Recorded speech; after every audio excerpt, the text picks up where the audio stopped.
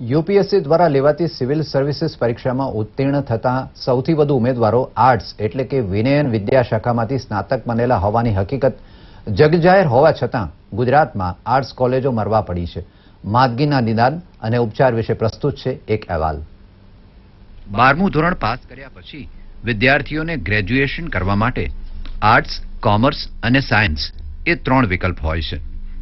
છેલ્લા કેટલાક વર્ષોથી આર્ટ્સ એટલે કે વિનયન પ્રવાહમાં પ્રવેશ લેનારા વિદ્યાર્થીઓની સંખ્યામાં સતત ઘટાડો આવી રહ્યો છે. સાયન્સ કોમર્સ કરો એમાં સારું ભણવાનું છે ને આર્ટ્સમાં થોડુંક આમ નીચી નોકરી મળે ને એવું બધું બધા એવું કહેતા હોય એટલે આપણે સાયન્સ લઈએ એમ. અમદાવાદ સ્થિત ગુજરાત યુનિવર્સિટીમાં પણ આ પ્રશ્ન સતાવી રહ્યો છે.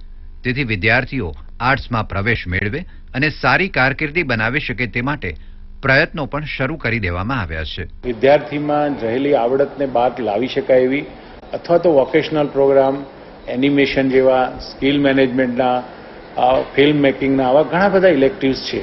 એ જો એ ભણે તો ચોક્કસપણે એની એમ્પ્લોયબિલિટી વધે. ખાસ કરીને શહેરી વિસ્તારમાં આ પ્રશ્ન વધુ સતાવી રહ્યો છે, જ્યારે ગ્રામ્ય વિસ્તારમાં હજુ આર્ટ્સ કોલેજો ધમધમે છે.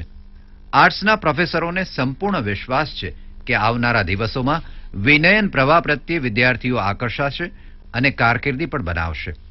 હવે એવું કહેવું કે આર્ટ્સમાં કેરિયર નથી બનતી, આ તો થોડુંક વધારે પડતું છે, અથવા તો વિદ્યાર્થીઓ પાસે માહિતીનો અભાવ છે.